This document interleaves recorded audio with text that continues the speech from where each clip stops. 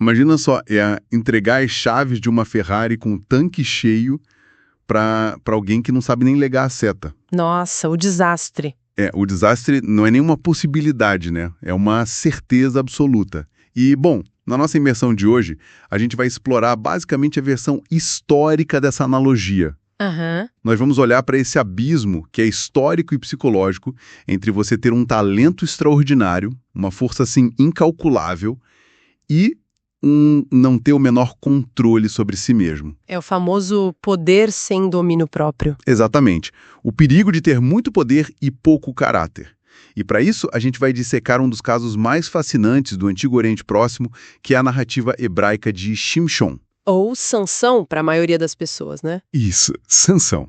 A gente reuniu um material incrível aqui. Análises arqueológicas, históricas, a exegese teológica lá do livro de Juízes, para entender como a falta de inteligência emocional pode simplesmente implodir até o maior dos chamados. E para entender o peso dessa implosão, dessa tragédia toda, a gente precisa primeiro olhar para o mundo em que ele nasceu, para o cenário da coisa. Tá. Contextualiza a gente, então. A gente está falando da Idade do Ferro I. Isso é ali entre os séculos 12 e 11 a.C. E Israel está vivendo sob uma opressão brutal dos filisteus. E é fundamental a gente entender a disparidade aqui, porque os filisteus eles faziam parte do que os historiadores chamam de povos do mar. Eles possivelmente vieram lá da região do mar Egeu. Tá, então eles não eram dali, daquela região de Canaã. Não, eles chegaram, se estabeleceram ali na costa e trouxeram uma sofisticação urbana imensa. Mas a principal vantagem tática deles, o que mudava o jogo, era o monopólio do ferro. Caramba! O ferro? Sim, enquanto isso, Israel ainda estava, na prática, operando com tecnologia da Idade do Bronze. Nossa! É um abismo tecnológico gigantesco. Você imagina uma luta de tipo ferramentas agrícolas de bronze contra todo um maquinário de guerra e armas de ferro. Pera, mas deixa eu te fazer uma pergunta. Se os filisteus tinham essa vantagem tecnológica tão absurda, cidades super sofisticadas e tal, por que eles precisavam ficar esmagando violentamente as tribos de Israel? Especialmente ali na fronteira com a tribo de Dan, onde a história acontece. Quer dizer, não seria muito mais inteligente e até mais lucrativo para eles simplesmente assimilar esse povo ou, sei lá, estabelecer umas rotas de comércio agressivas? Aí que está a grande sacada militar e econômica deles na época. Eles não queriam aniquilar Israel. Não, eles queriam um parasitismo econômico. A arqueologia mostra isso muito claramente. Eles controlavam toda a metalurgia. Eles simplesmente não deixavam os israelitas terem ferreiros. Olha isso. Era de propósito, justamente para que eles ficassem dependentes dos filisteus até para afiar uma enxada, sabe? Para qualquer coisinha de trabalho no campo. Exato. O domínio deles não era só colocar uma espada no pescoço de alguém, era sufocar a economia, a independência diária daquelas pessoas. Um controle total. E o resultado disso na psique de Israel foi, assim, devastador. O texto bíblico registra que essa opressão específica já durava 40 anos. 40 anos é muito tempo. É o período ininterrupto mais longo de dominação em todo o livro de Juízes. Mas o que é fascinante aqui, o detalhe chocante mesmo, é que de forma inédita nessa narrativa histórica... O quê? Israel simplesmente não pede ajuda. Eles não clamam por socorro? Como assim? Porque, bom, eu já li essa parte da história e nos outros ciclos de opressão ali no livro, o padrão é sempre o povo sofrer, gritar por ajuda, clamar a Deus e aí um libertador aparece. Exato, mas aqui o padrão é quebrado. O texto original em hebraico usa uma expressão muito peculiar para descrever isso, que é vai-se-fu. Vai-se-fu. E o que isso significa? Indica uma adição contínua, uma reincidência quase crônica no mal. A nação não estava só sofrendo debaixo desse monopólio do ferro, ela estava numa apatia espiritual profunda. Eles meio que desistiram. Eles tinham se acostumado com a própria escravidão. A dor do cativeiro já tinha virado o novo normal, entende? A pior prisão ali não era o armamento inimigo, era a dormência absoluta da consciência do povo. Eles estavam completamente anestesiados. Cara, é assustador pensar nisso. Pensar que o ser humano consegue se adaptar até a sua própria destruição, se ela for, sabe, implementada aos poucos. Sim, aos pouquinhos. E já que o povo estava assim, dormindo no volante, incapaz até de perceber que precisava ser resgatado, A salvação teve que ser um ato totalmente unilateral. Deus não esperou um pedido formal deles. Não, ele já inicia o resgate antes mesmo de qualquer um ali perceber o perigo. E ele manda esse libertador solitário. Mas as regras para esse herói, para esse cara, eram tipo inegociáveis desde antes dele nascer, certo? Totalmente. A narrativa anuncia que ele seria um nazir, um nazireu. O termo significa literalmente separado ou consagrado. E as regras para esse voto, que eram detalhadas na legislação da época, eram 3. Quais eram? Abstinência absoluta de qualquer produto da videira. Então, nada de vinho, uva, nada. Tá. Não tocar em cadáveres de forma alguma, humana ou animal. E não cortar o cabelo. Nossa, bem específico. Muito. E tem uma razão cultural e teológica bem profunda para cada uma dessas regras. A videira e o vinho, por exemplo, eles estavam intimamente ligados à vida sedentária, à agricultura e principalmente aos cultos cananeus de fertilidade. Ah, entendi. Então era para ele se afastar dessa cultura. Isso. O cadáver, por sua vez, trazia impureza ritual máxima. Era o contato com a morte num chamado que deveria representar pura vida, salvação. E o cabelo? Porque o cabelo é sempre a parte que chama mais atenção na história dele, né? Pois é. O cabelo intocado era o nezer. Era a coroa visível. Era a marca pública no próprio corpo dele de que aquela energia selvagem, aquela força natural daquele homem não pertencia à civilização, mas exclusivamente a Deus. Ok, mas vamos desvendar isso um pouco. Bora. Se ele tinha essa missão tão vital de acordar um povo que estava completamente anestesiado e tinha essa coroa, esse nezer, inegociável na própria cabeça, por que ele age como se o chamado dele fosse, sei lá, um detalhezinho sem importância? É uma ótima pergunta. A impressão que dá quando a gente analisa o comportamento dele é que ele simplesmente ignora essas regras logo de cara. Como que o cara escolhido para libertar todo mundo pode ser tão negligente com a própria identidade dele? A tragédia dele, na verdade, começa geograficamente e psicologicamente num lugar chamado Vale de Sorek. Vale de Sorek? Isso. Esse vale era a zona de fronteira entre as colinas, que eram onde os israelitas viviam, e a planície costeira, onde ficavam os filisteus. A divisa. Exato.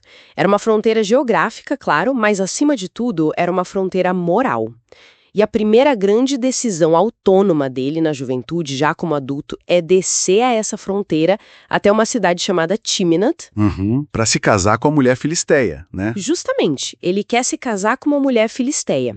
Ele simplesmente ignora o choque dos pais, o conselho desesperado deles. Os pais devem ter ficado loucos. Ficaram. E o termo hebraico usado para justificar essa escolha dele é brilhante para a gente entender a mente humana. Ele diz Yashra Be'ainai. Yashra Be'ainai. Que significa o quê? Significa, de forma bem literal, é reta aos meus olhos, ou agrada aos meus olhos. Ou seja, ele joga o chamado todo pro alto porque o único filtro de tomada de decisão dele é a cobiça visual. Exatamente. Ele vê, ele quer, e aí ele vai lá e pega. O que é reto para ele não é a aliança com Deus, a consagração, é a estética da situação. O perigo de ter poder sem domínio próprio começa justamente aí, quando a atração visual acaba substituindo os princípios, né? Precisamente, ele tenta ajustar o padrão do chamado sagrado dele aos desejos puramente instintivos. Ele escolhe viver no limite, nessa fronteira moral, flertando direto com o inimigo que ele, em teoria, deveria destruir. Faz muito sentido. E quando você começa a guiar sua vida exclusivamente pelo que agrada aos seus olhos, aqueles limites que antes eram inegociáveis passam a parecer flexíveis. A escolha dele lá em Timanata é a primeira rachadura, sabe? Uma rachadura invisível na fundação psicológica dele. Sabe o que isso me lembra? É como se você tirasse uma parede de sustentação da sua casa, porque você achou que aquele conceito aberto ficaria mais bonito para os olhos. Nossa, ótima analogia. A casa não desaba no dia que você tira a parede, né? Então você acha que, saiu impune. Não deu nada. Mas a integridade estrutural ali já não existe mais. Qualquer vento um pouquinho mais forte vai derrubar tudo.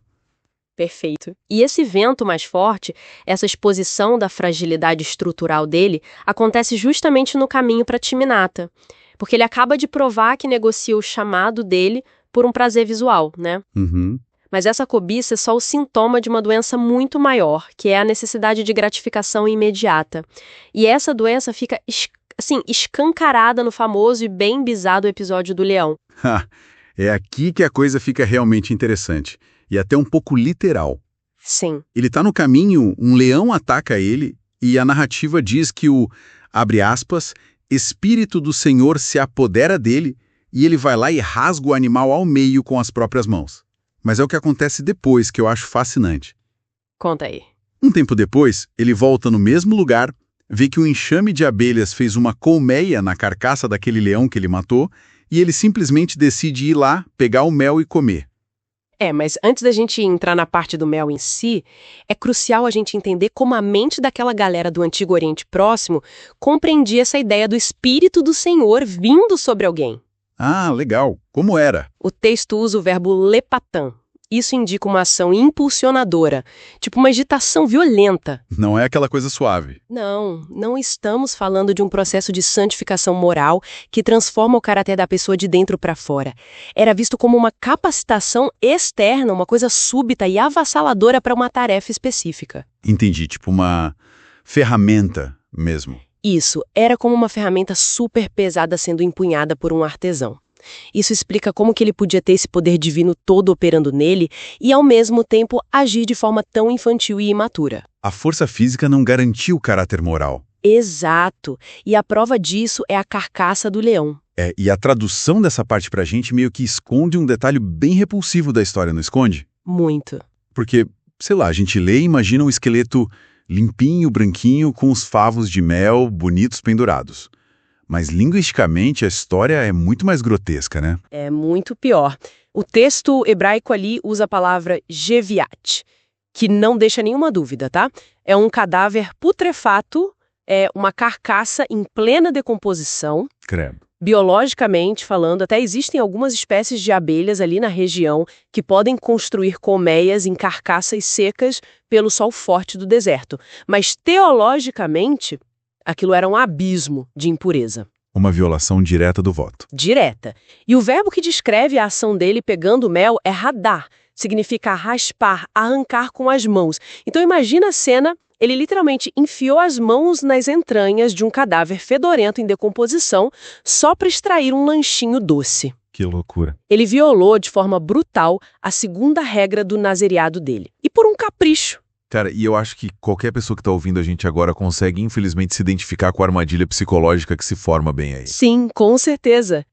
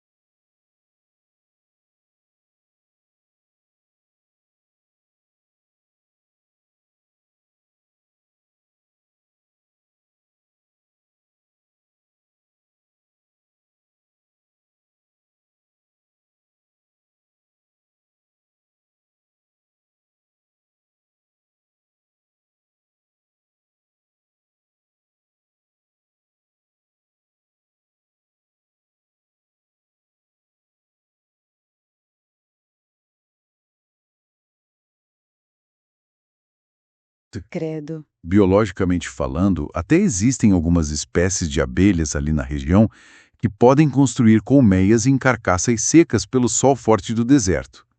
Mas teologicamente, aquilo era um abismo de impureza. Uma violação direta do voto. Direto. E o verbo que descreve a ação dele pegando o mel é radar. Significa raspar, arrancar com as mãos. Então imagina a cena, ele literalmente enfiou as mãos nas entranhas de um cadáver fedorento em decomposição só para extrair um lanchinho doce. Que loucura. Ele violou de forma brutal a segunda regra do nazereado dele. E por um capricho. Cara, e eu acho que qualquer pessoa que está ouvindo a gente agora consegue, infelizmente, se identificar com a armadilha psicológica que se forma bem aí. Sim, com certeza. É tipo quando você, sei lá, quebra uma dieta. Ou quando você flexibiliza um princípio ético de integridade no seu trabalho só quando ninguém está vendo. Aham, aquela pequena concessão. Isso, você faz algo errado, em segredo, e como um raio não cai na sua cabeça imediatamente depois, você começa a achar que aquela regra original era só uma sugestão. Ele raspa a própria pureza por um pedaço de mel e pensa, poxa, eu continuo forte, meu cabelo tá aqui. Nada aconteceu. Exatamente isso. A fome pelo prazer imediato dele calou completamente a devoção. Ele meio que anestesiou a própria consciência espiritual. E ainda piora, né? Piora, porque o que é mais revelador é a sequência dos fatos. Ele pega esse mel contaminado, imundo, ele leva para os pais, dá para eles comerem também, mas ele esconde a origem. Ele não fala de onde tirou? Não fala. Ele oculta totalmente que tirou aquilo de dentro de um cadáver. Então ele não só se contamina, ele contamina a própria família e usa a mentira por omissão para encobrir essa quebra do voto. Ele envolve as outras pessoas na própria queda. Sabe, o sucesso público dele, que foi matar um leão na força bruta, acabou blindando a mente dele contra a percepção do próprio fracasso moral ali no ambiente privado. O ego inflamado. O ego vai inflando sem parar. Afinal, se ele mata leões com as mãos, quebra as regras sagradas, brinca com o cadáver e a força continua lá, ele se convence rapidinho de que é intocável. Só que essa arrogância alimentada no escuro não fica no escuro por muito tempo, né? Não mesmo. Ela explode em público, no pior cenário possível, que é lá no banquete de casamento em Timnata. E que cenário para uma explosão. Os casamentos na cultura da época não eram tipo uma cerimônia rápida de um dia. Era uma semana inteira, não era? O texto usa a palavra misté, que designa um banquete que durava 7 dias, e a raiz dessa palavra, olha só, está ligada ao ato de beber intensamente. Bebida alcoólica? Sim, era um ambiente absurdamente regado a álcool, ou seja, outra tensão direta com o voto de Nazireu dele, lembra? A regra da videira. Vinho era proibido. E eu sempre achei essa parte muito estranha. Ele tá lá num casamento cercado de inimigos e de repente decide lançar um enigma no meio da festa. E não é uma aposta qualquer. Ele aposta 30 mudas de roupas caríssimas de linho. Sim, roupas finas. É muito um comportamento de quem quer aparecer, de quem quer se mostrar. Sinceramente, parece o cúmulo do talento desperdiçado pelo ego. É infantil você ter um poder desse, um chamado desse, e usar para fazer apostinha de bar. Parece infantil aos nossos olhos hoje, mas estruturalmente o buraco era muito mais embaixo. Como assim? Amigáveis que estavam ali para celebrar. Não eram amigos do noivo. Não. As pesquisas sobre os costumes daquela época indicam que eles funcionavam, na verdade, como uma escolta militar. Ah, para vigiar ele. Exato. Os filisteus já sabiam da reputação de força dele. Eles colocaram 30 homens armados para vigiar o cara, tudo sob o pretexto educado de serem companheiros de festa. Era uma intimidação implícita, sabe? Nossa, isso muda tudo. Muda. Então, quando ele lança Enigma, o Sheitar, apostando 30 sadinim, que eram essas vestes de altíssimo luxo, um absurdo de caro, ele não tá só sendo imaturo, ele tá com a maior arrogância do mundo, cutucando um vespeiro armado. Ele tá tentando humilhar a inteligência e o bolso dos opressores dele no meio de uma festa. E, detalhe, o enigma é completamente injusto. Ele diz lá, do comedor saiu comida e do forte saiu doçura. Cara, ninguém, absolutamente ninguém, além dele, sabia sobre o leão e o mel. Ninguém. É um jogo fraudulento desde o minuto 1. E é óbvio que os filisteus não vão aceitar perder uma fortuna dessas de forma tão humilhante para um cara só. A tensão escala, absurdamente rápida, né? Escala para o nível de terrorismo doméstico real. O que eles fazem? Os filisteus encurralam a noiva dele, a Filispeia, e dizem o seguinte, olha, ou você descobre a resposta com o seu marido, ou nós vamos queimar você e a casa do seu pai vivas. Que loucura. Ela entra em pânico total, passa os dias da festa chorando sem parar e pressionando ele emocionalmente até que ele não aguenta mais e entrega o segredo para ela. E claro, ela corre e conta para os filisteus para salvar a própria vida. E aí, no último dia, eles chegam lá e dão a resposta exata para ele. E é aí que, bum, a bomba relógio do poder sem domínio próprio detona de vez. Porque a reação dele não é a de um libertador focado em proteger o povo, né? Longe disso. É a reação de um homem mimado que teve o orgulho ferido. Exatamente. O texto diz que o espírito vem sobre ele novamente com aquela mesma força avassaladora de antes. Mas para onde ele direciona essa força toda? Para a vingança. Movido por uma ira vulcânica puramente impulsiva, ele desce até uma cidade chamada Asquelon. E Asquelon não era uma vilazinha qualquer, tá? Era um dos grandes centros de poder dos filisteus. Uhum. Ele entra lá, mata 30 homens aleatórios, arranca as roupas luxuosas dos cadáveres e joga na frente daqueles 30 companheiros em Tímnata só para pagar a maldita dívida. A ironia trágica disso é palpável. O poder divino que estava ali à disposição dele para, quebrar a apatia de Israel, para iniciar um juízo justo contra a opressão.